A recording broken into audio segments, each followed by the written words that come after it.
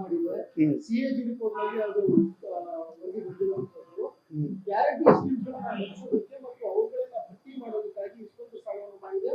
Last year compare ಮಾಡಿದ್ರೆ 20% ಜಾಸ್ತಿ. ಇದನ್ನ ಹೇಗೆ ನೀವು ಅದೇ ಸಿಎಜಿ ವರದಿ ಹೇಳಿದೆ ಮೋದಿ ಸರ್ಕಾರ 10 ವರ್ಷದಲ್ಲಿ 1,38,000 ಕೋಟಿ ರೂಪಾಯಿ ಸಾಲ ಮಾಡಿದೆ ಅಂತ. ಇದಕ್ಕೆ ಲೆಕ್ಕ ಕೊಡೋರು ಯಾರು?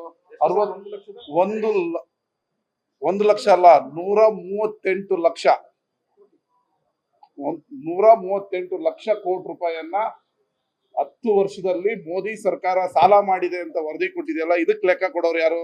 63,000 ಕೋಟಿ ಸಾಲ ಮಾಡಿದ್ರೆ ಅದೇ ನಾವೇನ್ ನುಂಗಿಲ್ಲ, ತಿಂದಿಲ್ಲ, ಕಕ್ಕಿಲ್ಲ.